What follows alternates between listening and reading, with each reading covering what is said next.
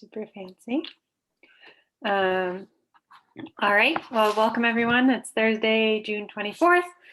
And this is hopefully the final meeting of the ad hoc committee for ag zoning regulations. I'd like to start with roll call, I guess. Mr. Holmberg. Present. Mr. Taché.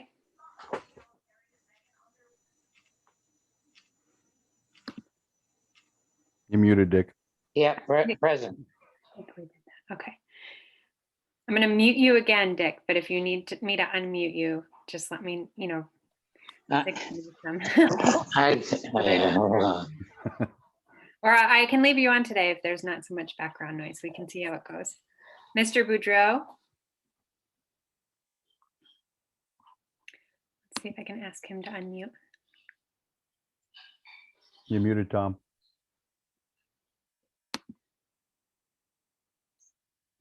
I'm still here.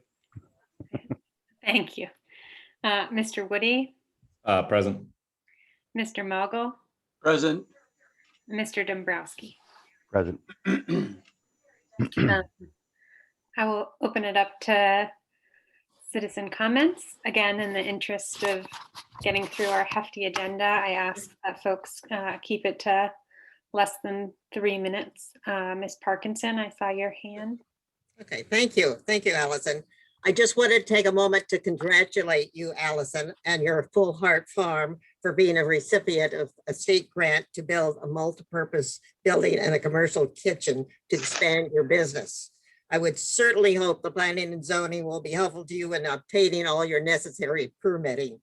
Is it not amazing that only a few months ago, when all this chaos began, you were almost put out of business by restrictive proposed zoning? I recall how the community rallied in your behalf. Again, congratulations. And I want to publicly commend Paul Mogul for his introduction of the concept of creating an agriculture historic farm district. This needs this committee's full support. Please demonstrate that you are at least trying to improve the image that Ledyard supports its farming industry. A couple housekeeping items as you clean up on your last meeting. The move to remove the 100-foot setback is positive, but an addition is recommended. I would recommend that the developer is required to establish a 100-foot setback to create a buffer for any existing farm.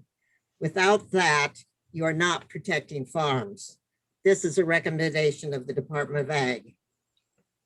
And one other thing, I know in your stated goal is to more clearly define agriculture. Perhaps you need to review the definition of farmer's market. Is a Ledyard farmer's market a farmer's market, or is it something else? Listen to your conscience, do the right thing, and I appreciate all your efforts in this endeavor. Thank you. Thank you, Ms. Parkinson. Does anyone else have any other citizens have a comment?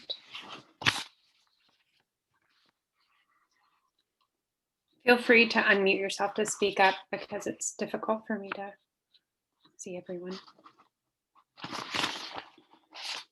Yeah, I'm going to make my same comment again that I made before the meeting started. And I guess this is really directed to Nate more than anyone else. But after the ad hoc committee finishes this work and produces what it considers to be a final product, I think it would be appropriate for the zoning commission, planning and zoning commission, to have a public workshop on the ad hoc committee's final work product before it becomes a formal application to the commission. Just a thought. I think it would do no harm. It might result in a further improvement that would be appropriate for the time spent. Thank you. Thank you, Mr. Treaster. Other citizen comments?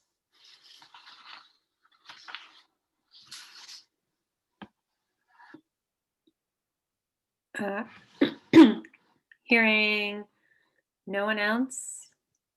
Dramatic pause. we'll move on to review and approval of the prior meetings minutes. Would anyone like to make a motion to approve? I make a motion to approve the regular meeting minutes of May 27th. Does anyone have any amendments to make? I'll second the motion.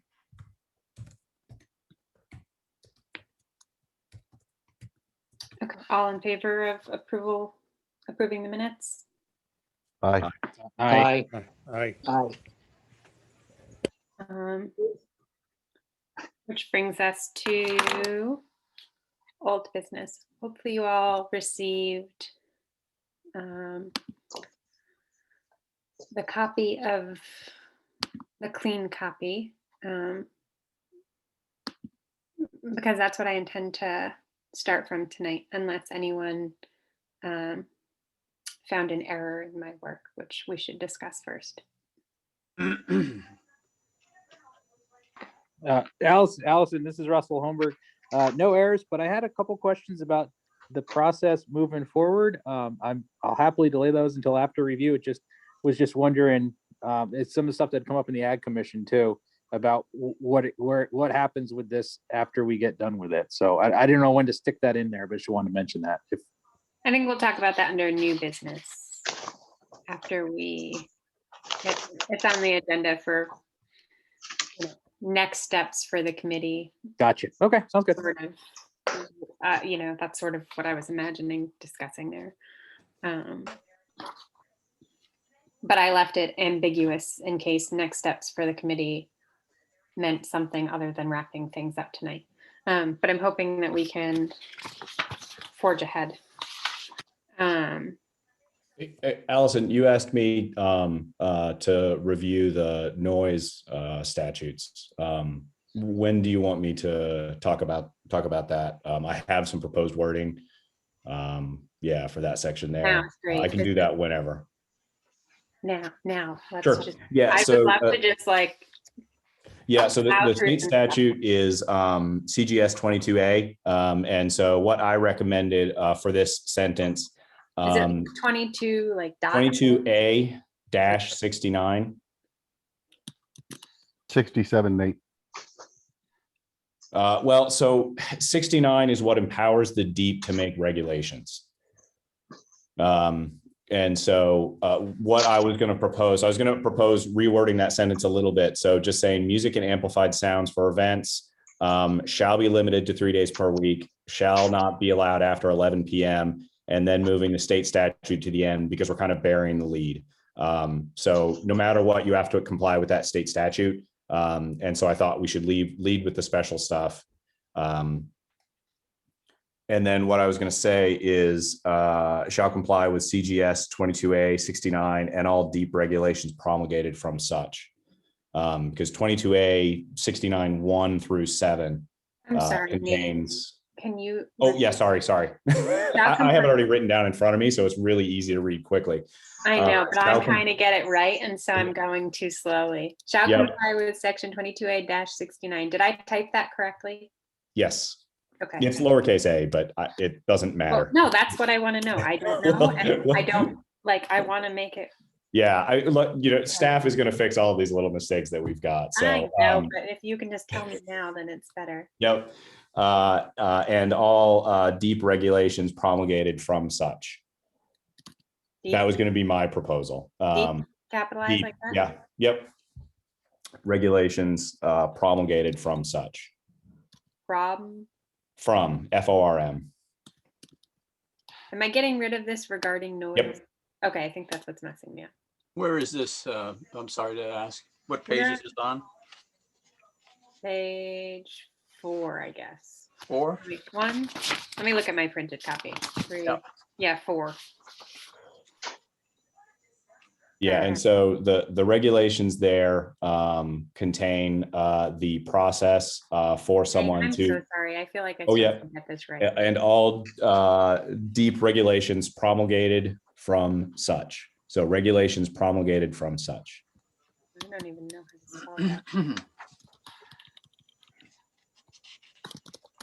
Good? Yeah. Okay. And so just briefly, so everyone knows, so that list of regulations includes the decibel limits, the process for if you have a noise complaint with your neighbor, the process for how you complain about that. It classifies all land uses according to, sort of what the type of use is, and so what the allowed noise uses are. This separates continuous noise, which is really what this regulates, as opposed to impulse noise, which is sudden loud noise. And so all of that is contained in there. It's up to the state to investigate and enforce all of this. So this isn't the town, this is the state. In order to do that, a couple of things that are worth noting is there are a list of exemptions here that this statute doesn't apply to. That includes any unamplified human voices. It doesn't include animals. All farming activities are excluded.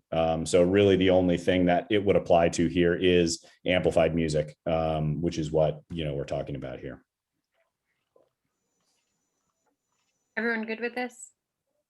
I'd like to know exactly where it is in the new segment or the new draft, please. We're in What E. section? EC. For EC. large scale events venues. Is that, can I- everyone see my screen? Large scale events. 4.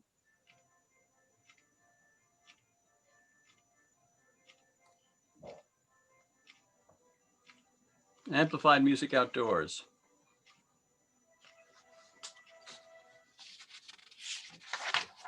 Thank you.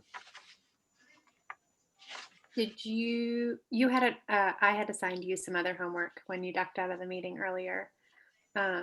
Nate, did you have the other? So the farm winery one? Yeah. Yep. So that definition is a little bit wrong, and I think Paul can probably help me out a little bit here. So because I think what we want to refer to is CGS 3016, and the only thing that we have weird here is that that's a manufacturer's permit. So I think what we want to say is so that one there is just as defined in 815E. So that one's easy. But it is a manufacturer's permit, as is the Farm Bureau Brewery. It allows not only the growing, but the manufacturing and distributing both wholesale and retail. Right. So what I was just saying is I think the phrase is a little bit wrong there. What we want to say is a farm winery is a farm that holds a Connecticut State Farm Winery Manufacturer's Permit. Sounds that Is that the right? Yeah. That is a period right there. I totally agree with that. Yeah, Do you have any- because the state doesn't define a winery. It defines this type of manufacturer's permit, which brings along with it those, you have to grow X% of grapes and stuff like that. Correct. Yes, sir. Yeah, I so totally agree. that was just a little screwed up there, I think. Oh, that's fine. Yeah, I think did it's my find fault. wineries a bit differently, but then again, I was looking at accessory uses, and the state is it is very clear on how it defines things. So it's something we subscribe to, and as do the other 50 wineries in Connecticut. Go ahead, Nate. Go ahead. Am I adding in that general statutes reference number that you said? Oh, yeah, very quickly? 30-16. Get a chance to type it. Okay.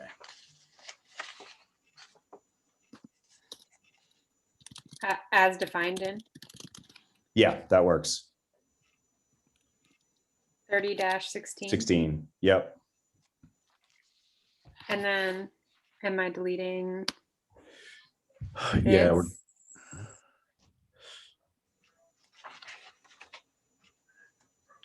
Yeah, I would delete that, and then This whole sentence? so I would replace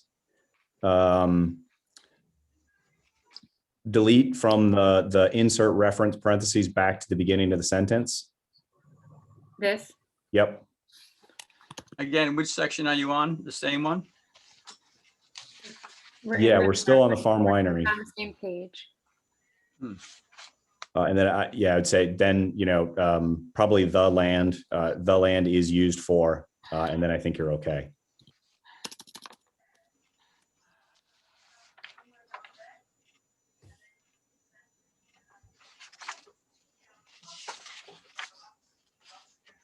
Does anyone have an issue with that revision?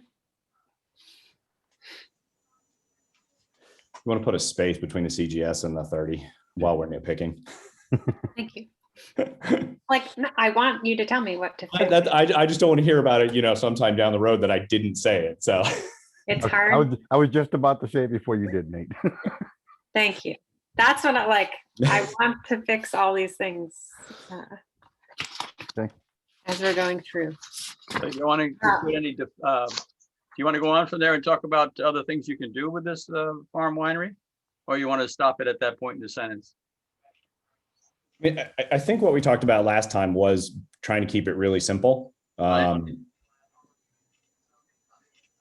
were you starting to say something, Paul? No, I understand. I see where you're coming from. I do look at it a little bit more amplified, but then again, under the craft winery, under the farm winery permit, they have rewritten the law since we talked last. And Mr. Angelina came to your group and redefined it verbally, at least, and articulated it quite interestingly. And he talked about the craft beverage permit as an accessory use associated with that as well. So it's more to it than that sentence, but it's a good starting point. So, but that's a right that a farm winery has, regardless of anything in the zoning regulations, right? Yeah. That's the point of that. Very good. I think this is, it references the state statute and it's general enough that Right, yeah. Okay, but the state statutes, again, what I'm trying to say is that they've been modified in August, September of 2020 to refocus, have rewritten the farm, winery, brewery, craft beverage permits are all rewritten at that point in time. So I'd like to say when we have a moment to revisit those and at least reference them in our definition, if you would. Just because they have been rewritten recently, and Mr. Landolina pointed that out at the last P&Z meeting. Yeah, I'm unclear what you want to add, right? So the state statute provides, because to me, that's why it's important to make sure that when we say farm wineries here, we're referring to the farm winery manufacturing permit, as defined by the state, because once it's that, right, then the state law does grant those things, a bunch of things that they're allowed to do, but that's granted in statute. And it doesn't really have anything, at that point, it essentially says zoning doesn't have any say, right? So if you have this permit, then you get to do these things. And so zoning really doesn't have anything to do with it at that point. So I'm not quite sure what you want to add. That's just fine, Nate, that's fine. Excuse me, that's fine, Nate, just fine. If we do have another point, then I would bring out that there's simply that, and I don't have it in front of me now, so I can't reference it. It wasn't something I prepared for this evening. But again, let's leave it as it is. And if we do go to the second step, the public hearing, I'll bring it out at that time. Process moving forward, for example, at that point in time. And it's not going to change anything you've just said. It'll be same with another reference point. That's all. all right, let's move on for tonight. I had a couple of random things. I'm going to go back to page 2. I think we modified the regulations so that this reference here, C2, is just 1 through 4. Yeah. So I had probably what we ought to say for 1 there is we probably ought to say construction or expansion of structures on property. That's probably the right. The construction of any new. The construction or expansion of structures on a property. And I think And you get can rid drop new. New. Yeah. construction or expansion of structures on a property. So while we're on the first page, also the last line of the definition for agriculture, I think We're going needs to to the second go. page. Yeah, right there. That nothing herein shall restrict the power of a local zoning authority under chapter 124. I think that just came along from the state statute, but it's pretty odd to have in a, yeah. Okay. Yeah, and I don't know I don't know why it's not in a box like everything else, but I'm sure someone more computer savvy can fix that. That's all Deb's doing. I can't do it either. Someone will fix it. While we're on page one thing that I think potentially warrants discussion would be, you know, under agricultural structures and buildings where some of these seasonal movable agricultural structures fall.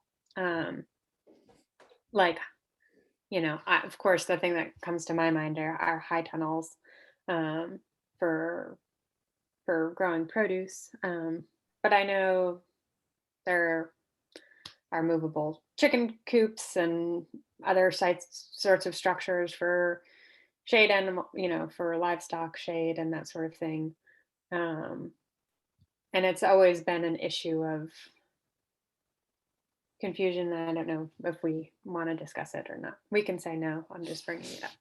Yeah, so I actually had that under my list. So I don't think we're going to get a regulation written that does that right tonight. But I did say one of the things that I had that I think we should include in our recommendation is that we suggest that the PZC identify classes of structures that should be exempted or simplified for zoning approval, such as seasonal or temporary structures.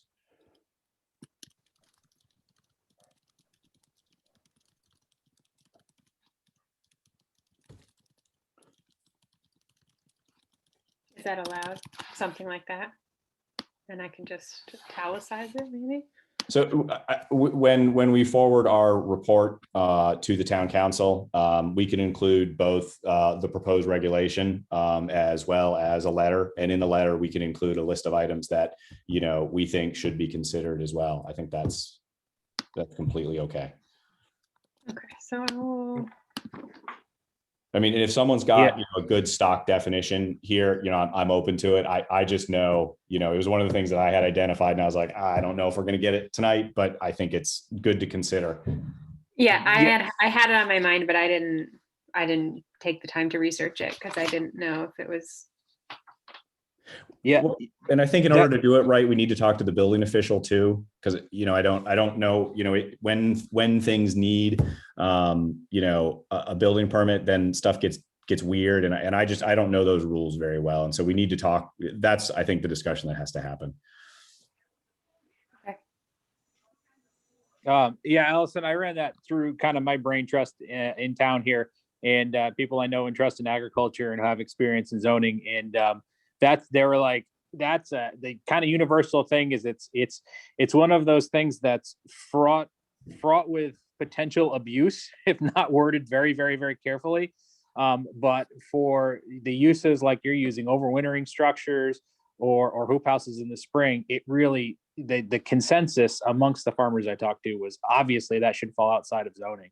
But nobody could be like, and this is how you do it. Everybody was just, it was one of those, like we've heard so many times, you know it when you see it. But like, yeah, the town should have anything to do if you're just trying to overwinter nursery pots or Yeah, but as someone who's gone through this special permitting process. Yeah, I know. To get a tunnel in this town, like that's not quite how Ledyard has worked. I know, and that's, you know, it would be really be ideal if we could get that worked out. And that's kind of where I was kind of getting at, like, where else are we going to get some input from other members of the community to see if anybody else had some creative solutions there. So I guess Nate's probably right to just put that as a kind of that hanger on of, by the way, couldn't figure this one out, which I think is reasonable. Well, and I think there are definitely some things that, you know, that we can do, because in the given regulations, you know, what Allison tripped up against is, you know, if your building exceeds a certain square footage, then you have to go through the special permit process. Well, that was just for the most recent one. you know, I Right. had gotten tripped up a number of times. Right, but I'm on saying that's a previous specific one, you know, that we know we can address without a big problem. That is one that we can definitely address. And so even if we can't get everything, there are some things we know that can be fixed. And so, yeah.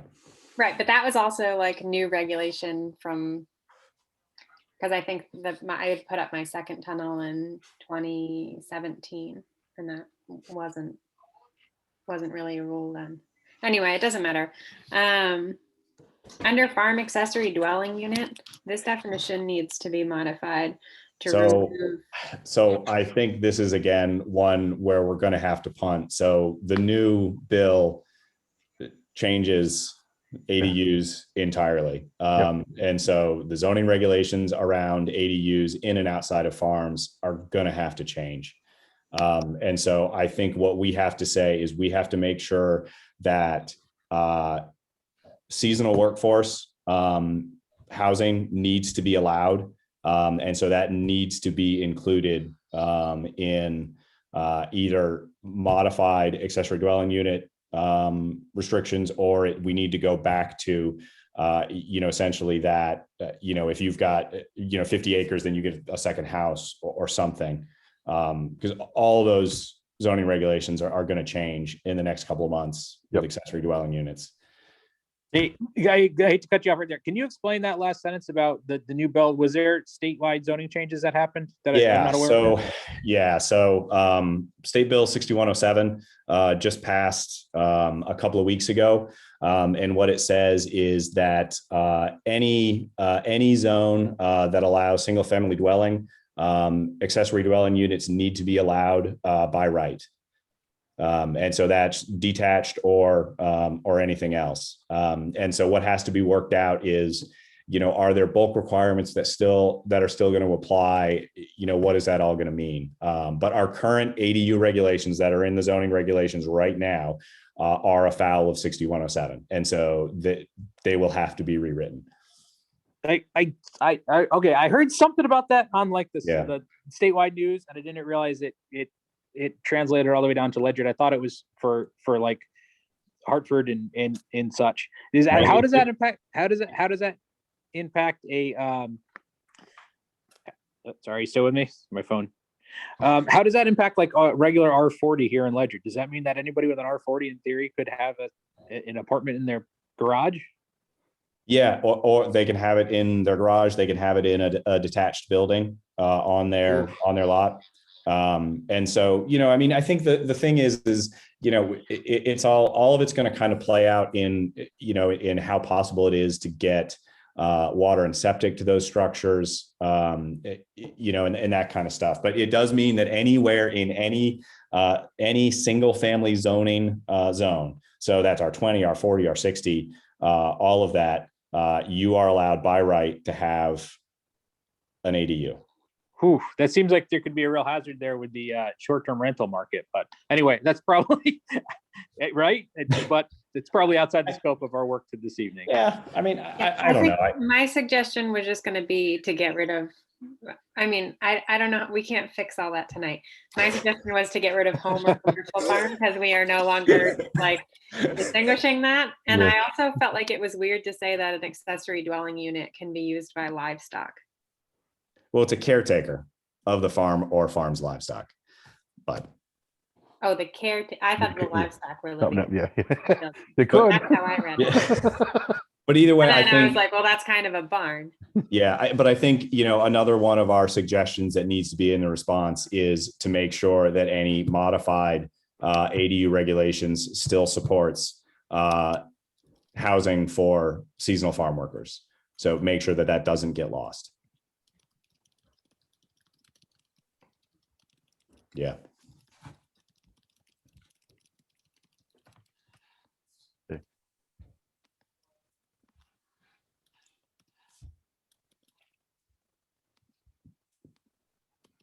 Whoops.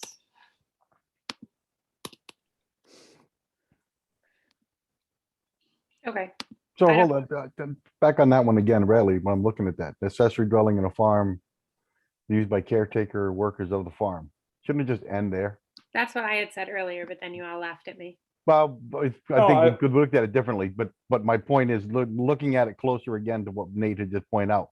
It's for a caretaker or worker of the farm, regardless Doesn't of what the matter what farming the farm activity, has. right, regardless Right. of the farming activity. Right. I think that just makes it more general. Yep. Under farm products, I think that we had agreed this should just say goods. Yes. Okay. Yep. I That was just on my wanted to list. clarify that.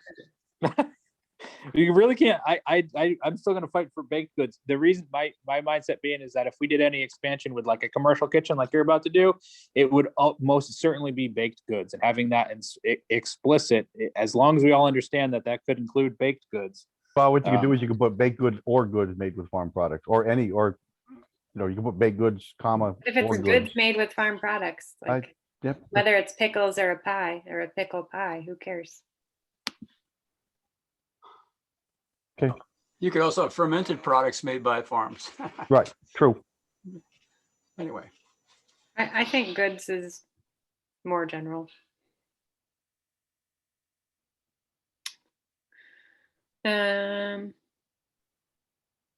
Russell, are you content enough? But yeah, it's fine. It's as long as we all understand that, that's fine. Yeah, I think it's fine. There was a suggestion in citizen comments to use the definition of livestock from the livestock manual. And the comment said that the definition would be livestock refers to animals raised for an agricultural purpose, such as food, fiber, or labor. And then they gave examples, but I'm not sure we need examples in our effort to keep things simple. Feelings about that definition versus this one? I'll read it again. Thank you. Livestock refers to animals raised for an agricultural purpose, such as food, fiber, or labor. I'm good with that. I'm ambivalent. So yeah. I lean towards. Yeah, that reads good. Yes, Keep it I think what you're suggesting reads better because it gets confusing when you say domestic animals. I'll type it in. I like it. Animals raised for an agricultural purpose.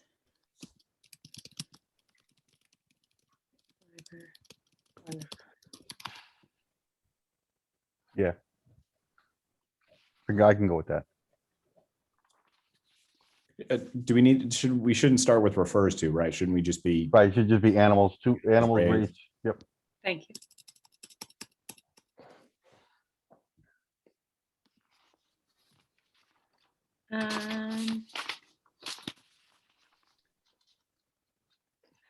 Other random things. I'm gonna skip to page 1, 2, 3, 4, 5.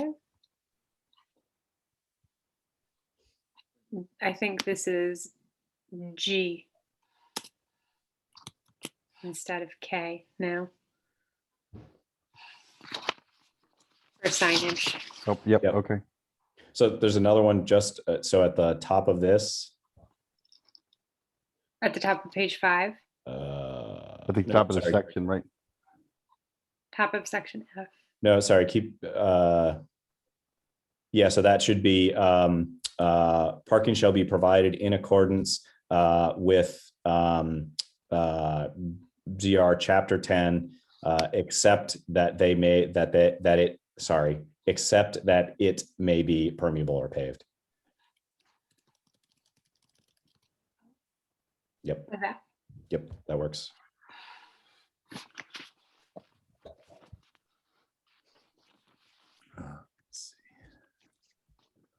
I had a clarifying question about farm stands versus farm stores. The only thing that distinguishes them is the size of the building. If the building is less than 200 square feet, it's a farm stand and just needs a zoning permit. If the building is over 200 square feet, it's a farm store and it needs a special permit and a site plan. Depending on the correct? district, yeah, yeah. Why do you say depending on the district? So it needs a special permit in a residential district. It doesn't in other districts. So, yeah. So if you're in a commercial district, And how does that work for multi-use buildings? well, it depends on the zone. So it doesn't. So do you mean if you had a barn that you wanted to use for Like a portion for of retail it is and used for retail and a portion of it is used for, I think that frequently how farm stands are set up, like on a vegetable farm, half the building is used for washing and the other half is used for retail. Yeah, in my mind, you'd be on the farm store, and the reason for that is the other thing that you can do with the farm stand, right, is you can put it really close to the road. And so if you had, so if you've got, an 800 square foot building and you're using 100 square feet for retail, well, that large building should still probably be set back from the road as any other building of that size would need to be. So that'd be my thought on it. Yeah, Allison, that had come up before, and I had raised a similar question.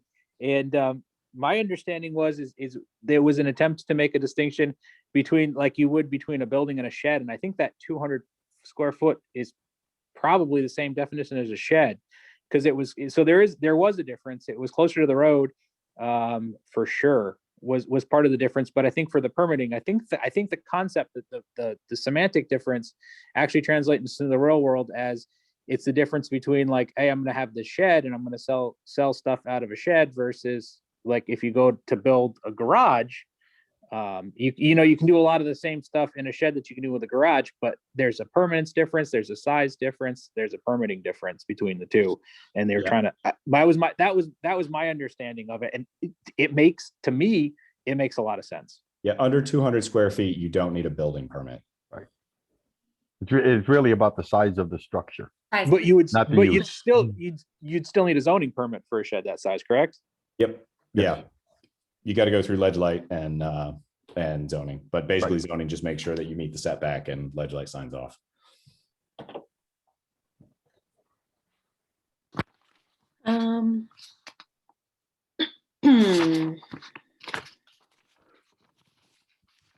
I guess on page 1, 2, 3,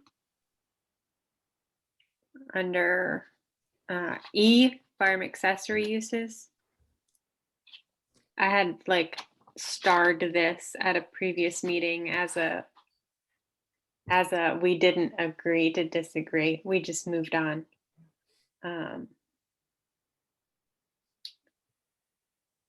It'd be great if we could agree to disagree on the logistic, these numbers. And I'm talking to Paul and Nate primarily here.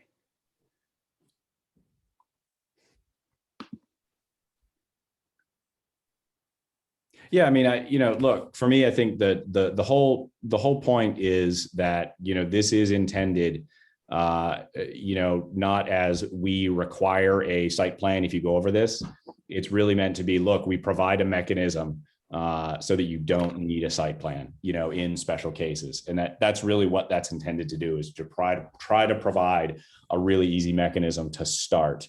It's not meant to be the final end state. If someone has, a proposal here, that is sort of reasonable and fits in there, I'm willing to hear it. But, I haven't heard anything that's close, right? The suggestion I heard was 60 a year or something like that. And there's gotta be something else there, I think. Yeah, I believe at the previous meeting, I had said that I don't know how to work a negotiation between 6 and 60 or whatever the number was. And so that we had just moved on. Yeah. This is Russell Holmberg. Just looking at this, it seems like most of this would get swept up in some other zoning application well before it would be an issue anyway. I mean, we just went through the whole farm. So if a new farm winery came in, this would all be taken care of when they got their farm winery permit, right? Like, and it seems like you could go through most of the uses for the land. You would get picked up well before. I'm struggling as far as like even thinking of an example just off the top of my head that wouldn't get picked up earlier. Does that make sense? Does anybody? I feel like I could come up with an example for my own farm that would be made up, but like, you know, we grow vegetables and feed 110 families in the summer. And I could imagine offering a tomato canning class in our barn. That, you know, wouldn't happen more than 6 times in a year because tomato season. Right. So that in that case, this language would work for you, right? I'm trying to think of an example where it wouldn't work for you. Well, I think it's necessary to sort of defining the number of days or the number of vehicles is, I don't know, it's in relation to your activity level and what your focus is. I mean, doing a canning lesson is one thing, but, you know, doing, you know, harvesting or you say pick your own blueberries, for example, or you're going to get 20, 30, 40, 50 cars, who knows? But again, the farm is able to take those cars and put them well off the road, and you'll have toilets so that folks can use them effectively, and they won't be spilling onto the neighbor's property. And if there is a music, it is the decibel level at the barrier or the boundary is at a level way below the state's level of requirement. So trying to define it here is, you know, a number is sort of a bit too, how do you say, constricting. And it would be, why don't we fall back to the state's point of view again, as we did in previous ones, and go with that? Might be a compromise. What is the state doesn't say anything about parking, right? Accessory uses, they do fall under the permits, as Russell pointed out. Well, what Live Russell was music saying, that's not exactly what I was saying, Paul. Okay, go ahead. More like what my point was saying is that we have in these proposed regulations, let's say if you're trying to defend your position as a farm winery, well, you'd have to get a permit from planning and zoning to begin operations as a farm winery, at which point that would be addressed, and this statute no longer would apply to you. That's what I was saying, within the town, not from the state. It's the same as when someone comes in for new business, right? And you know what you want to do is get your sign permit in at the same time. So then you have a single application, right, that covers your site plan and your sign permit. And you get that done all at once. And so there's a single plan that controls all of that stuff. And that's what Russ is saying, is that you come in with a new thing, you're gonna show where your parking is, and you can show, yeah, look, I can take, you know, 50 cars. So yeah, I can run, you know, a canning class. And again, I guess the time of year is how many times a year. Sort of the limiting factors in this paragraph is where I want to sort of delete. But again, remember, the only limit is saying that you need a site permit or a site plan review if you want to exceed those. It's not that you can't. Okay. It's that I have to get a site plan review. I have to demonstrate that I have the parking needed in order to support that. That I have the things needed in order to support more people on the farm. Not that you can't do it, that you have to show that you can support that stuff. Mm-hmm. That's so it isn't a limitation on what you can do. I understand what you're saying. I just thought it was very low and economically unfeasible. It just didn't seem a way of, especially when you come to ag tourism, it didn't seem to be the way. If you look at successful ag tourism activities on farms in Stonington, for example, and then come back to this and read this again, you'll say, my goodness sakes, what a dichotomy. You know, one thinks one can work and the other one is working. So it's but I don't understand that argument, because this regulation absolutely lets you do that. I hear you. Go ahead. Go with your argument. I think it's, as long as we come back with a site plan, either way, you're going to have a site plan, I believe. As you grow out of this, or even, well, anyone will grow out of it. It's just such a low threshold to require a site plan. But anyway, that's fine. I have no problem with a site plan.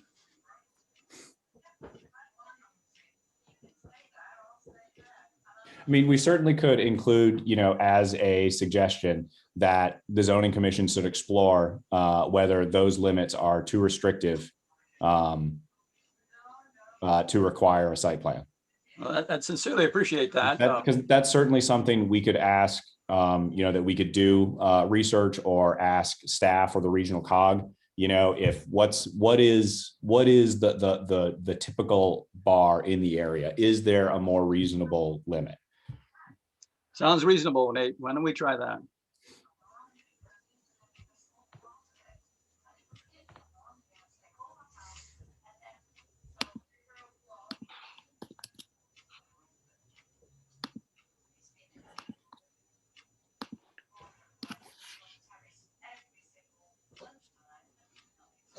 So while we're on here, so farm accessory uses, so under E, it should just say all site plans should conform to zoning regulations, chapter 6.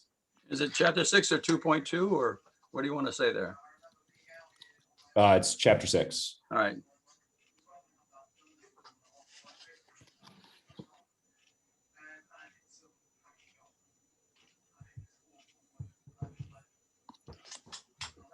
What else needs fixing? So the only other thing I had, so if you scroll down to the site plan section. F. Yeah. So yeah, this got a little, this is slightly sideways. So there's two things here, right? So there are site plan requirements, which are, these are the things that we need to see on a site plan. And then there are special permit standards, which are the standards that need to be met in order to get a special permit. And these are mostly special permit standards.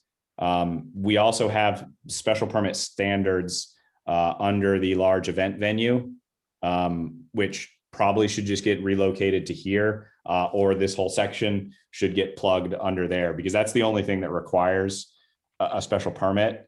So there's a little bit of an organization thing there. So, you can change like 5, says months, days, and hours of operation.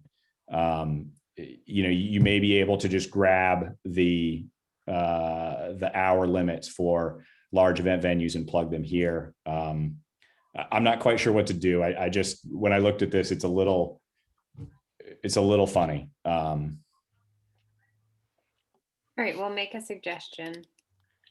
Yeah, I would just say to make sure that site plan requirements and special permit standards are clearly separated.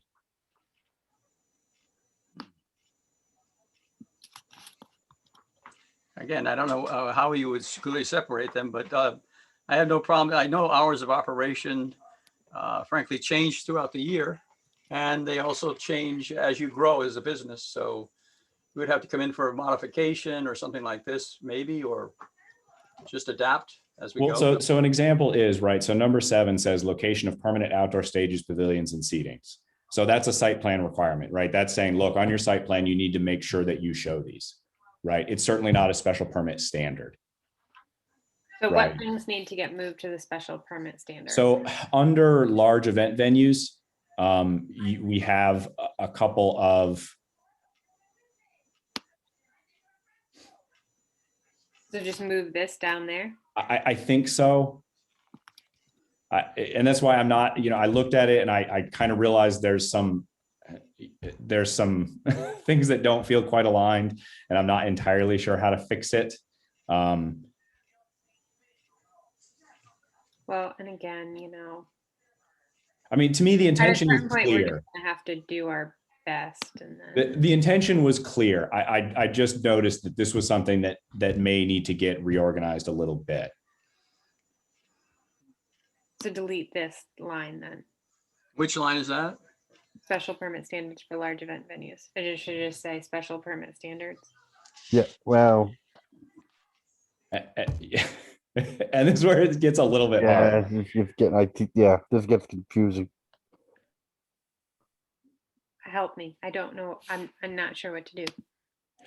And what I'm saying is, I'm not sure we need to make this change. I think that we may just simply need to state that it needs to be clear in the proposed regulation, the separation between a special permit standard and any site plan requirements.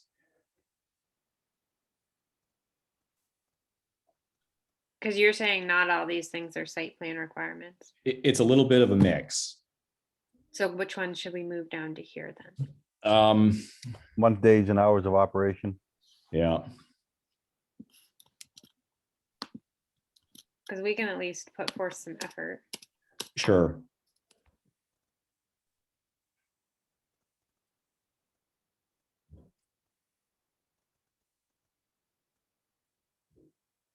Seven is definitely a standard. Yep.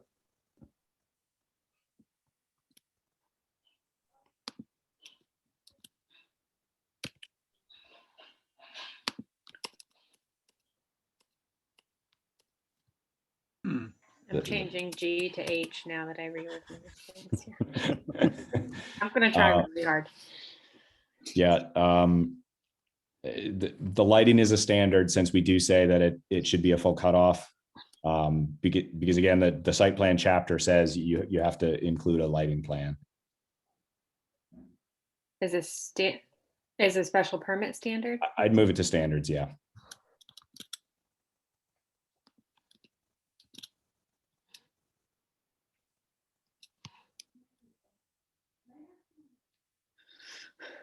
I think sanitary is okay. Waste management is okay. Location is fine.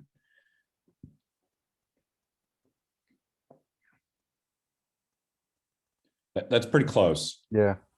What would you move to special site plans again? I mean, two special standards. Or special. That's permit. what G is.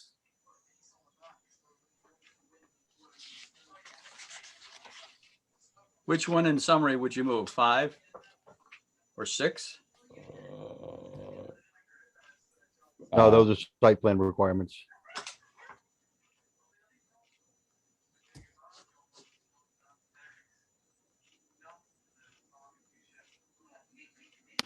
Good? Better? I think it's better, and I think the intention is clear, right, on what we're trying to do there. Yeah, I think, if I were like reading through this, trying to figure out where I fit in, it's helpful to have those spelled out separately so that I can understand like what I need to get my act together. Yeah, and there's a line between repeating the site plan standards here, from chapter 6, and just trying to make it easy. So yeah, look, these are the things you need to make sure you have. Make sure you include these in your site plan.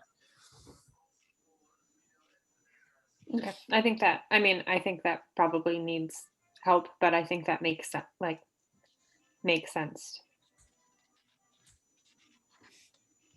Other changes? So the only thing I had, and I'll put this to the committee, You keep is saying the only thing, and then you add like 4 more. so this is really the last one on my list. I promise. I'm double checking. So this is the last one on my list, and you guys can choose to shoot me down on this one. So I continue to be worried that the definition of farm that we have right now that allows these uses is that you have 3 acres. And there is nothing that we have in this regulation to try to say, look, you're an operating commercial farm. And so the suggestion I had is partially from Paul, who's a fan of. Where are you reading 3 acres? Oh, so we got rid of 3 acres. So right now, then, so if we don't have the 3 acre limit anymore, if you have a chicken, right, then you have access to all of the accessory uses listed in these regs. It won't be a working farm if you just have one. You're chicken. suggesting we add in a line about being listed at the tax assessor's office, which is I think what we had discussed. Yeah, and so we batted around a few things, and my suggestion was going to be to use the sales tax exempt status, which Paul has suggested, which is OR 248 is the form. I looked it up. Yes. And so my suggestion was going to be in the site plan section to say all site plans should conform with the requirements of Chapter 6 and shall be accompanied by a valid OR 248 sales tax exempt status, which must remain valid. Which means that when you come in for one of these permits, you need to include that a valid OR 248 that says you've gone to the state and got your tax exempt status. And then are you having to, is that a one-time thing? Like, I'm coming for my permit, here's my other permit? So Or is that because we have to renew those every other year. Yeah, so the question that I've asked to our land use attorney, and the way that I hope this would work would be if we had a situation where someone tried to abuse this. So they came in with a 248 and then immediately banned all agricultural use, and their 248 expired, and we got complaints about this location. Would we be able to then ask that person, hey, do you still have a valid 248? Because if you don't have a valid 248, you can't continue these uses. But we would only have to do that if there was a complaint and we wanted enforcement. But I've asked the land use attorney because I don't know. The plan would not be to make this an annual resubmission of a form. Well, making one thing contingent on another is no problem at all. The state does it all the time with the feds, and then they do it with other licenses within the farm winery. Then you get an extension of use to go outside or off-site or craft beverage. What they're all like, how do you say, permitted or contingent based on your farm winery permit, for example. So I don't see a problem with the tax exempt standard at all. And when it goes out, if you don't renew it, all the stores are upright. I mean, they're not going to give you a discount. So from Costco to oh goodness sakes, let me get rid of this baloney. There, stop. Anyway, never the advertising, the baloney never. Excuse me. Enough of that. The point is, Nate, I don't have a problem with what you're trying to do, and as making that a component of the application is a good idea. At least it tells somebody that they're started to be a farm. They made enough money to be tax exempt. In other words, you have to make $2,500 to get that tax exempt status. You have to maintain that. It's not a lot to get over that threshold, but the thing is, you went through the process to do it, and you have to then, to maintain that, you have to continue to do the process. When you stop and you lose something like that. Go ahead. Can you repeat the line, Nate? So what I had proposed was all site plans should conform with the requirements of zoning regulation chapter 6 and shall be accompanied by a valid OR-248 sales tax exempt status. Accompanied by by a valid OR-248 sales tax exempt status.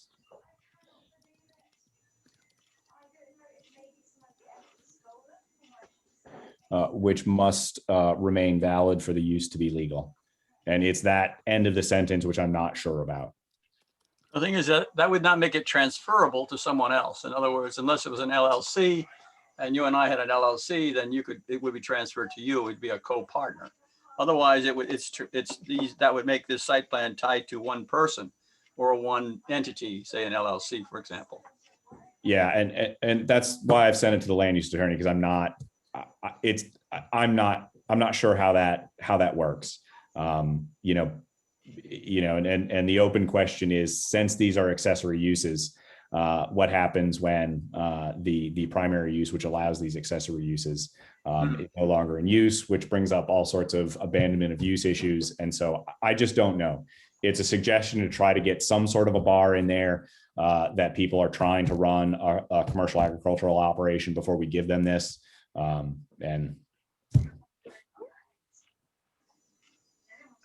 Nate, thanks for bringing that up. This is Russell Holmberg. I completely agree. There needs to be something delineating a regular residential lot from an active working farm. I still strongly favor acreage requirements, and I wouldn't be surprised if that comes up again when public comment rolls around for this. because I've heard that from other farmers in town that I know. The other thing I've heard, and a question for you would be, I mean, I've already gotten calls being like, I have a cow in the back of my property. Do I have to show the town my taxes in order to keep farming that cow? And I'm like, the short answer is like, no, certainly not yet. And my understanding would be with what you just proposed, you could still farm without all the paperwork, correct? It would only be if you wanted to do other things on your farm that taxes or a tax form might come into play. Am I correct in that? Do I understand you correctly? You do, yeah. And so this is meant to limit, this is meant to try to put a bar on accessing these, semi-commercial uses only. It doesn't, it doesn't have anything to do with whether or not, you are doing farming. It has to do with, I want access to these, other quasi-commercial actions. Yeah, I support it. I think the tax form, if anything, is a pretty low bar, especially when it comes to renewal. The people getting going in it, it's kind of tough to get it, but once you're rolling, it's not a hard thing to renew. That's a pretty low bar. I'd be interested what the Farm Bureau has to say about that. I know Joan Nichols has been big on just adding a line in there. Their solution that they seem to really like is just saying, once the farming stops, so do the activities. And then they leave it at the discretion of the CEO. She's like, you kind of know driving by. I heard that. I listened to the Farm Bureau's talk on 490, where the tax assessors have the same hurdle, where they're like, geez, this doesn't look like agricultural use anymore. I think I need to kind of go after these folks. And that's always been a sticking point. And they're like, yeah, you kind of know it when you see it, So I don't know, but we would have to put some teeth in there about enforcement, I guess. So, well, and I'll ping Joan if she's got any case law where that has been successfully used for zoning. Because I question, that makes it pretty tough on the ZEO, because the abandonment of use, that the bar for that is pretty high. Gotcha. It can get expensive for the town too. Yeah.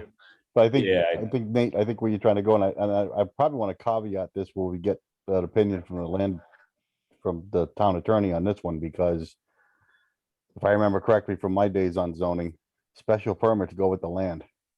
Well, and that's why it's not clear to me how this ties together. How do you tie that? How do you tie that?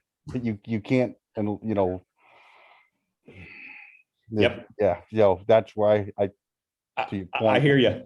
That's why especially it's looking through other towns in the state, especially the larger event venues, things like weddings and stuff. I think that's why you see acreage so often, because right. I mean, you need acreage to get a site plan together anyway. I mean, you can't. It just makes sense to me. The acreage thing just makes sense to me. Right. Well, what acreage would you say? Would you say 25 acres? Would you say 5 acres? Would you say 3? Where's your threshold, Russ? What do you think? What are your parameters?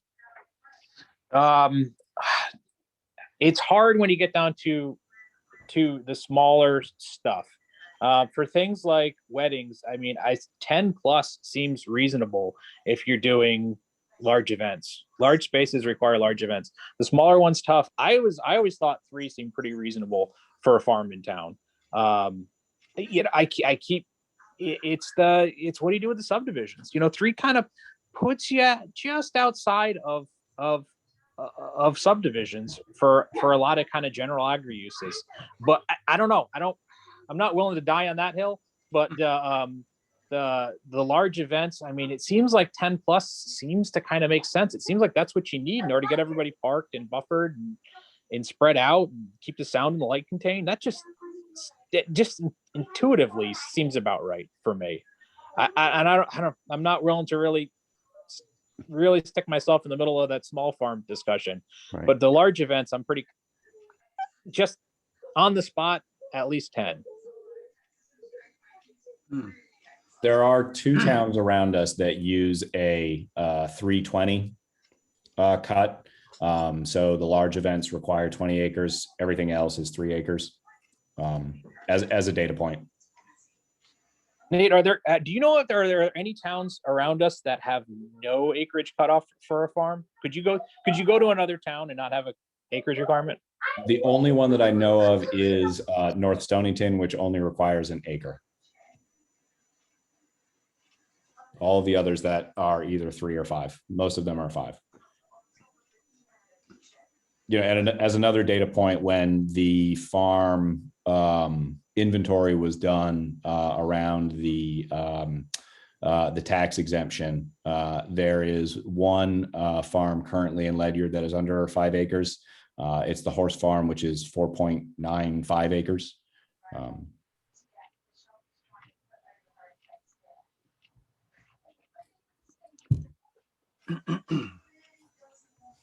I mean, I obviously have no problem with the 3-10 split. I think it's easy. I don't know that we have anything that violates it right now.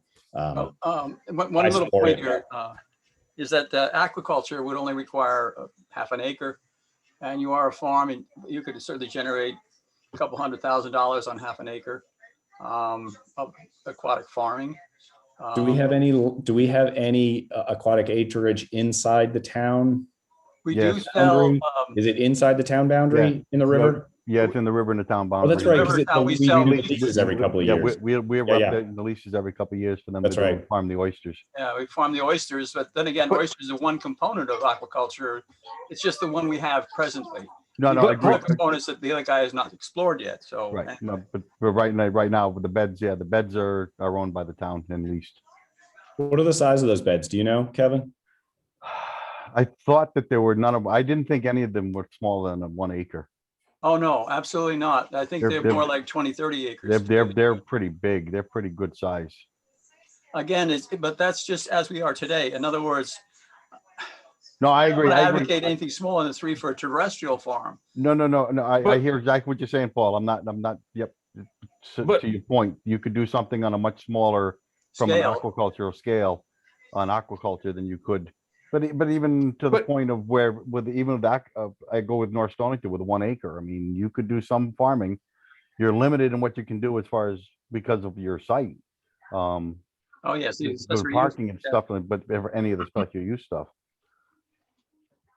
But I think the reason why we took out the acreage is because we said, if you're gonna go do any of these things where you require a site plan to show you had the acreage to support all the infrastructure, parking, whatever, you would have to have that acre, or you'd have to show it on your site plan that you could support the required parking, the buildings and whatever you were doing, if you were doing it.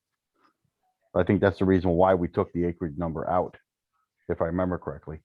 And I recall early on in public comments, or perhaps they were at the workshop last summer that PNC had, I don't remember specifically, that there were members of the community speaking that they had, done a split on their farm or whatever, purchased their lot because it's over 3 acres and they had the intention of starting a farm or maybe farming in their retirement or something. I do remember reading through those comments. So yeah, I think raising the requirement from that 3 acres, that a lot of people, who might not, I mean, I think I'm probably one of the smallest, commercial farms in town.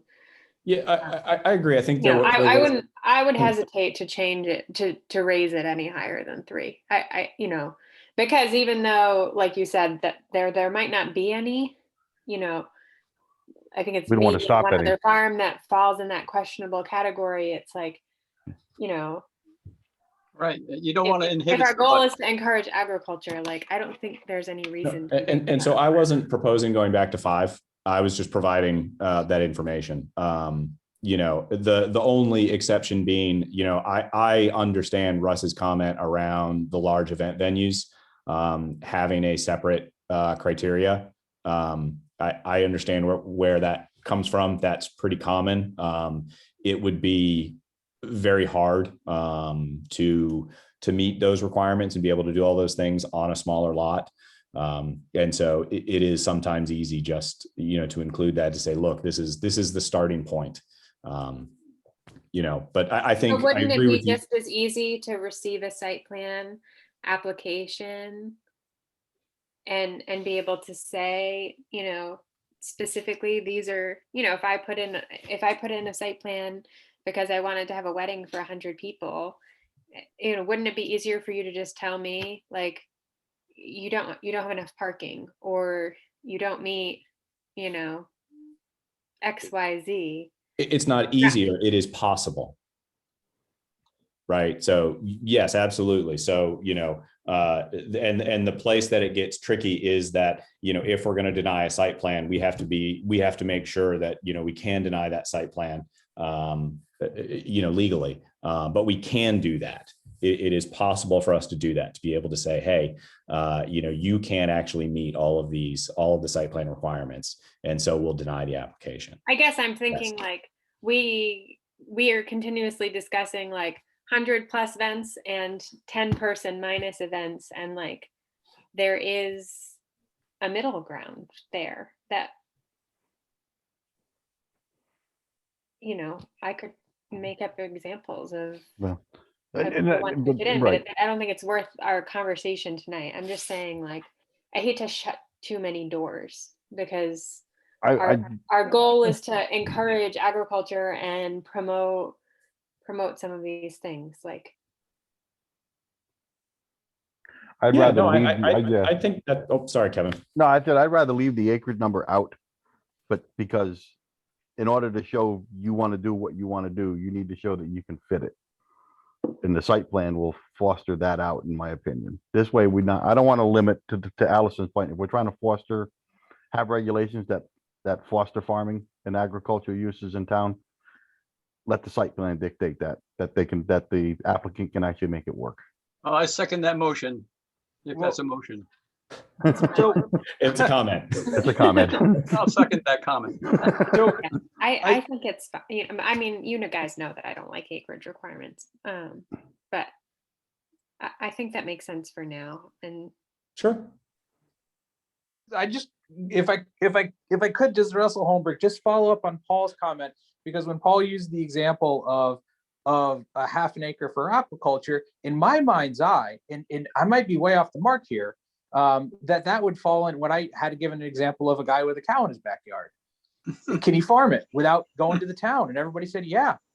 I don't see anything in these proposed regulations that would stop anybody with a half acre of but agriculture. we're saying, what if he wants to have 25-person tours of his cow. fields, 20 times a year? May I Like say that like, there are opportunities for agritourism that go above and beyond production on small scale farms that could be feasible depending on this list of site plan requirements. If that farmer can prove that he can park the cars and rent a porta-john and XYZ, like, who cares if it's a half acre or 10 acres, is my point. Oh, his neighbors might. I guess that's where I'm coming from. if I can, for example, I grew shrimp in my front yard, freshwater shrimp in Norwich, Connecticut. When we had a event of 75 people, we got an agreement with St. Mary's Church across the street to park in their parking lot. I think people walked across the street to our house on Central Avenue in Norwich. And we had one hell of a party. Invited the priests, the nuns, everybody, of course. But I can see it. We didn't even have half an acre, and we grew, I don't know, about a ton of shrimp in the front yard. And that's aquaculture for you. Anyway, that can be done here too, if you wanted to. It's just, no, thank you. I'd prefer grapes. I think we should table this discussion, Okay. recognizing that we might not come back to it, but also recognizing that we just keep going in circles. So Could we put it on the unresolved list anyway for the Okay. like on the, then we have like a list of like kind of figure it out. I'm not keeping a running list. No, I had like made note of things on thing, but I feel like other than accessory dwelling units, I guess is the only other thing. That's the only other place that says 10 or more acres. And that was unresolved. That's the only other thing that I had. I mean, I've been trying to keep good notes from public comments and from our meetings, but I certainly could have forgotten things. Russell, did you want that considered on the suggestion list? Yeah, I guess that's what I meant. Right, didn't we have like a suggestion list at the bottom? Yeah, so if Russell's suggestion is to add acreage, then I'm gonna add a suggestion to not add acreage. Whatever.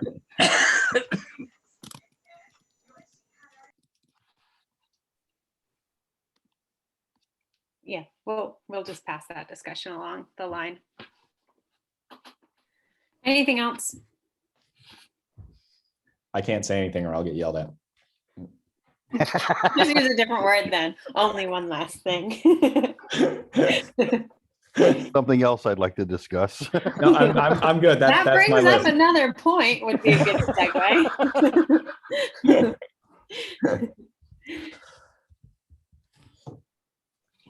I mean, Nate, to be fair, you're probably the one that will get to discuss this more than anyone else moving forward. So Yeah, probably. wouldn't kill you to add in another comment today. No, that's my list. So- I went through my list. On that note, I am way overdue here. I gotta let you go, but just before I do, I know this is way out of order. Where does this go from here? Can I get an answer? Yeah, so my hope is that once we can agree that this is, enough to agree on, that I wanted to have a discussion about the effect that these regulations could have on existing farms, because I know, that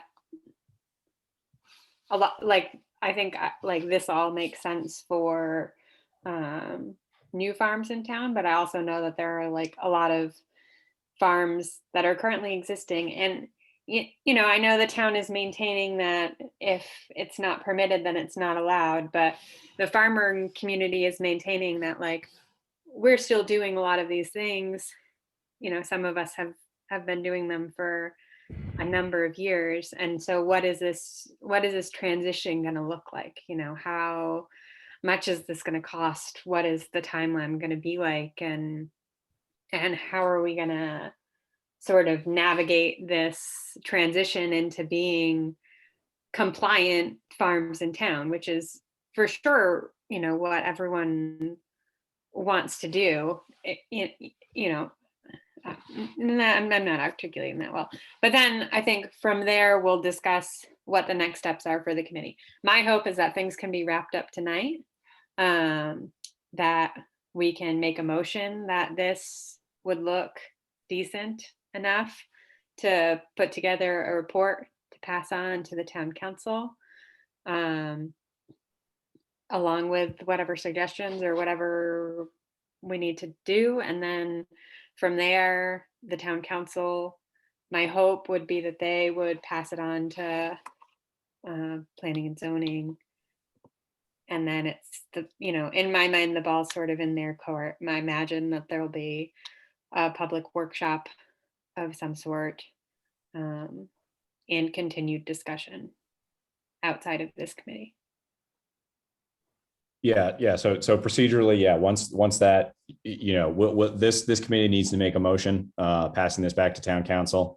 Town council will accept that, forward it back to planning and zoning, and then we'll pick it up. And I can say from the planning and zoning side, this will go through staff and Attorney Landolina to get it cleaned up and finalized. And because there will be things that shake out of that, I think we'll definitely hold a public workshop so that everyone has a chance to take a look at those changes before we move forward with a regulation amendment, which will include holding a public hearing on the regulation change. And so that'll go a public hearing and then deliberate and then voting from there. Well, I have an item for new business, and I'd like to introduce that if we're going to go on, if we're going to close this. But you know, again, is this the end of the meeting? Is that what you're saying?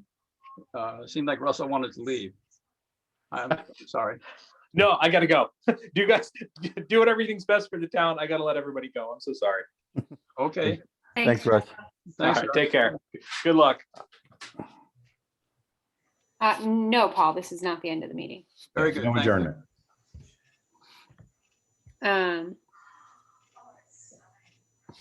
Any other edits, revisions, discussion on what we have so far? Including Nate. I'm good with what we've written.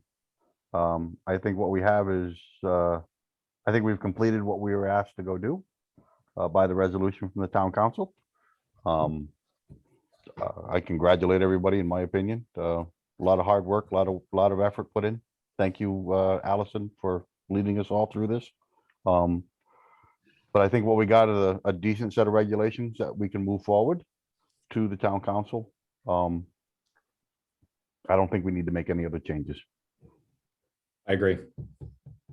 I only think that I worked a while back on off-site directional signage, as Nate well knows. And right now they're not allowed in state-owned or Ledyard owned right-of-ways. However, up north from here, It says, I know, Paul, we talked about this first. I know we have. Last time, so Again- I just want to like make it clear that it says that they're not allowed unless you get permission from the state or the town. Mhm. And I feel like that's. If It's that's saying that they're nothing not we allowed could, unless you get permission. So if you get Right. permission, then it would be allowed. I don't know how we can phrase that anymore. And more importantly, the zoning Open. regulations cannot grant that. That's true. permission. You're right. It's not the zoning people who could do this, it's the state. Yeah. it's right. All right, gotcha. Fair enough. Okay, thank you. Thank you. All right. Nate, not to put you on the spot, but I was hoping that you could, I kind of like putting you on the spot, but who's kidding? I was hoping that you could talk about like when this is all said and done, recognizing that we're a ways out from being all said and done, but also recognizing that like a change is coming, you know? Yeah. Like, what is this process going to look like for existing farms in town that need to become compliant? Yep.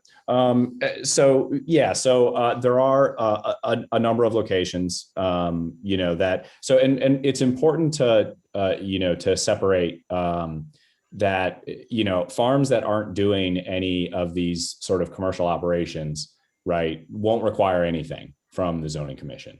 It's If you're really only, strictly, so it's those that are holding the agricultural canning. product and you're not direct marketing it.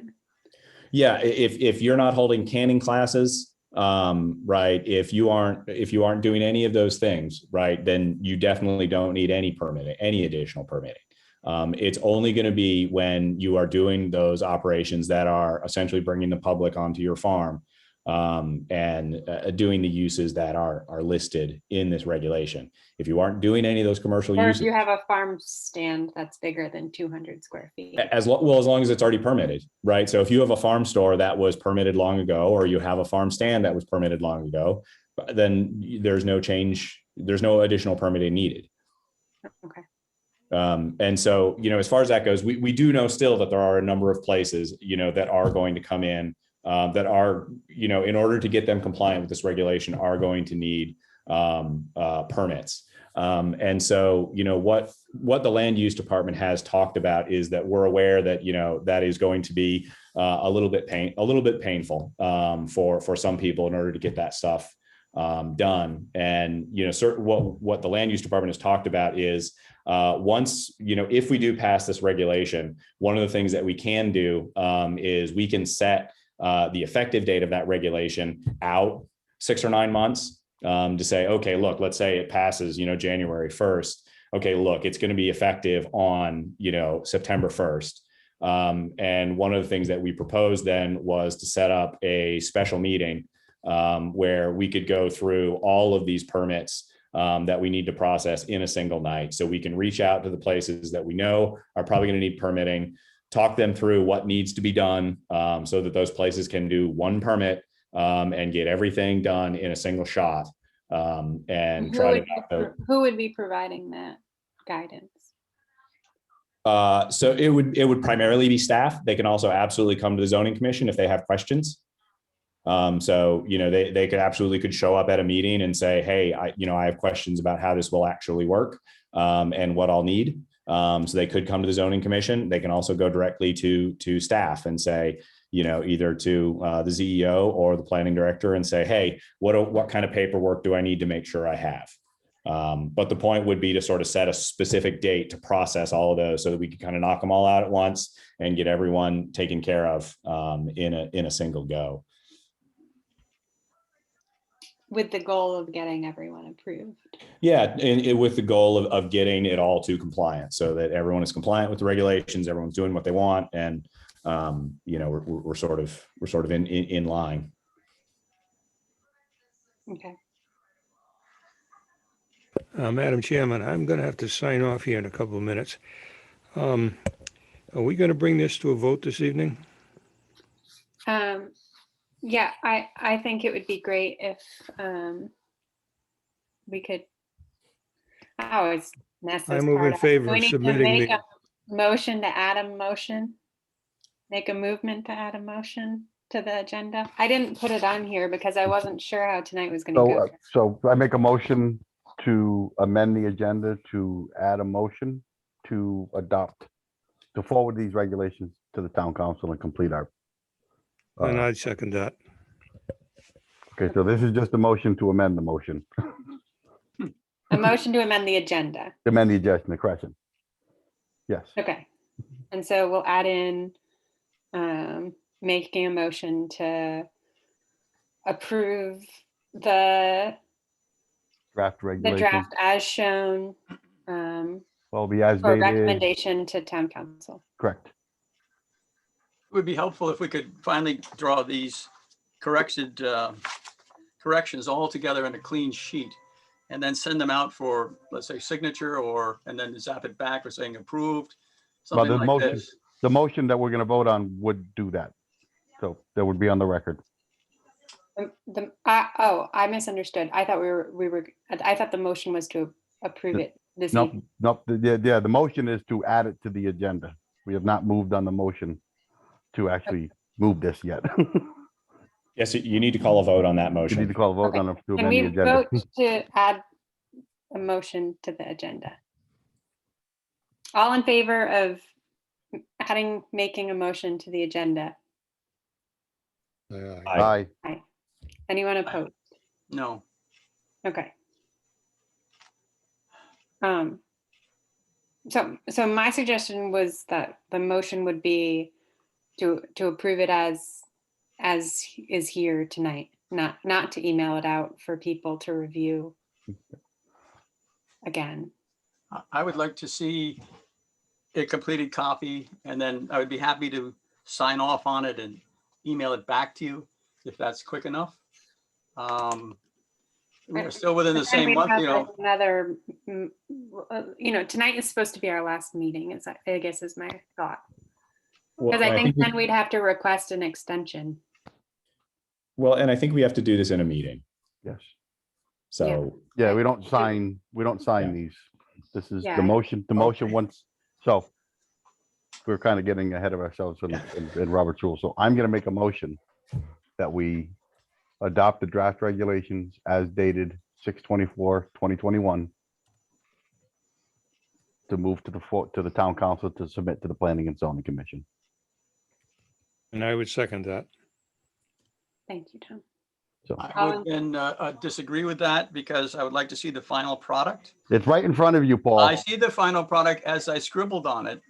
Are you However, looking on the screen? I have looked at the screen and I've looked, I heard Nate and his definitions and things like this. I'd like to look them up and verify and complete. I'm just, that kind of nerd. That's what I'm saying. I'd love to verify. Not that I disagree with him at all. I just would like to verify. And that's why I'm asking for a bit of time. And you want another auxiliary meeting to meet, prove, and go?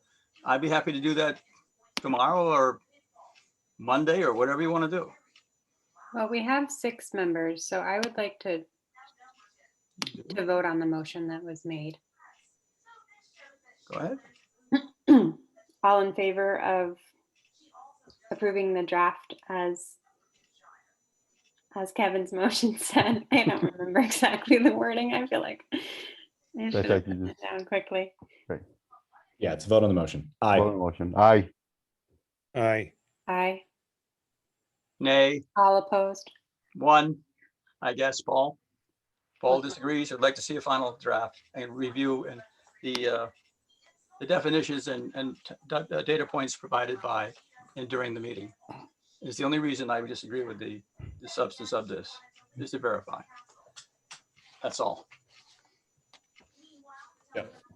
Excuse me, folks, I've got to sign off. Have a really good night and thank you. Thanks, you, Tom. Tom. Yeah, so the vote was 4-1, so the motion passes. I will just say, Paul, there's definitely going to be more opportunity for that input. So when this gets to the P&Z, I have no doubt that you'll attend that, and any mistakes that we have in there, get us those corrections and we'll listen to them. Yeah, I certainly don't want you to feel unheard, Paul. I just, in the interest of wrapping things up on schedule, I think, as Nate said, like this is the end of our road, but it's not even really. Like we can all still participate in the upcoming public process of the regulations. We're not going to be excluded from commenting anymore. You're not off the hook yet. There will be at least one more opportunity for public comment. Well, at the point, Nate's point, if it's recommended as well, if there is workshops before this goes to formal application, that'll be another opportunity for discussion as well. Right. So, okay, I think, we'll stick with the vote. Yep.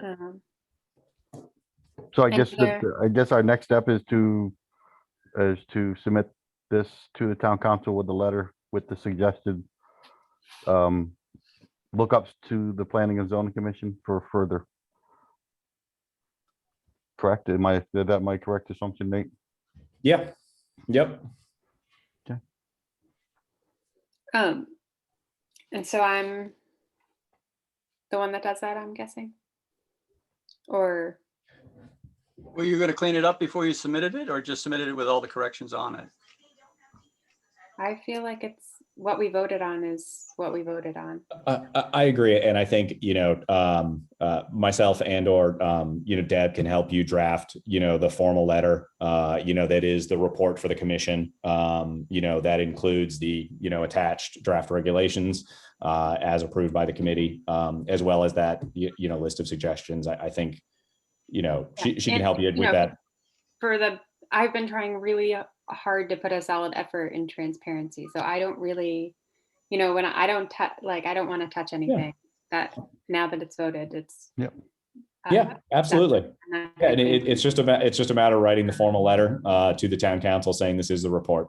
And this is and here are the we met the goals of our the committee in terms of developing this draft. Yeah. And I'll include those suggestions as part of the letter. Yeah. Yep. And then I'm just sending it to Deb. Was my question. Okay. Yes, absolutely. You can send it to Deb. She'll forward it on to Roxanne. So yeah. Yep. Okay. Yeah. And so Deb's out, I think, for another week. I think July 7th or so. Yeah. So just so you know, the report will get sent to her, but it'll probably sit in her inbox until then. Okay. How does that work in terms of us supposedly needing to finish things today? We're done. We're done. Okay. We made a motion and passed the motion. So we're done. That's just, that's administrative. Yeah. So, yeah. Well, that's why I wanted to introduce the ad hoc, agricultural heritage districts. I think you've all received a copy of that as a draft for your comments and thoughts. And that was part of new business, is any other new business proper to come at this way. If you want to close the meeting before looking at that, that would be interesting. And Paul, the only comment I have to make about that, while I don't disagree with what you're trying to propose, it falls outside of the direction that we got from the town council. However, these are the folks in place to look at agricultural regulations and have been looking at them for more than 6 months now, and some of them for a couple of years. So this is a great we've group to discussed- comment on this. We had discussed this topic at a previous meeting and agreed that it fell outside of the purview of the scope of the work that we were assigned in terms of details, but also in terms of scale. Like, it's not that anyone disagreed with the subject. It's just that it's too much for us to take on this late in the game. Well, I'm not saying And, we you know, adapted to be fair, you know, not to like catch you on a technicality, but that document was emailed. It was a lengthy document that was emailed less than 24 hours before the meeting. Is a lot for a group of volunteers to have to read through and prepare comment for. I see. Like, I am not prepared to discuss it tonight.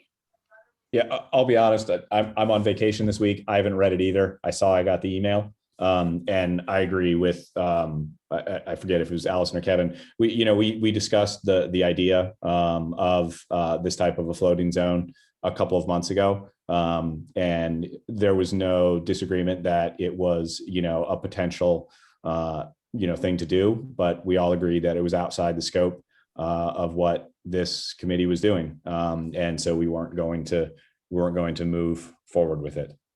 Well, I'm not asking the committee to move forward with it. I just thought this was a group of people with certainly a body of knowledge and experience that could address and take a look at it over time. It doesn't have to when be this tonight, meeting doesn't have to ends, discuss it tonight. I mean, take a look, give me your comments. I mean, I'd like to see what you think.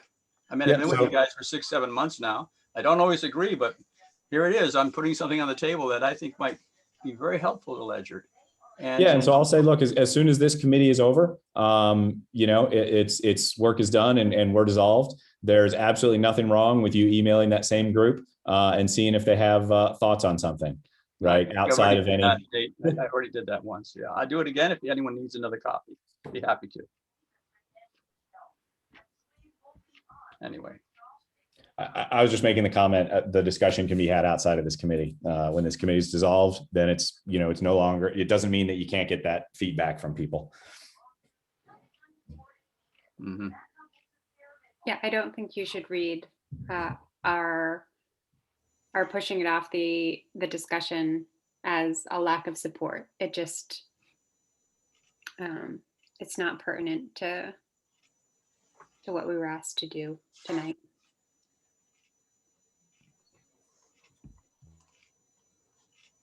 Any other new business? I'd like to make a motion, or would someone like to make a motion to adjourn the meeting? I'll make a motion to adjourn. Second. 7:40 p.m. And thank you all. An incredible amount for all of your work the past six plus months. So. No, I thank you for riding a herd on all of it. I appreciate it. You did a great job, and thank you. Well, I agree with that. I think everybody did a good job, and I think Allison deserves an A+. So, thank you, Mr. Treaster.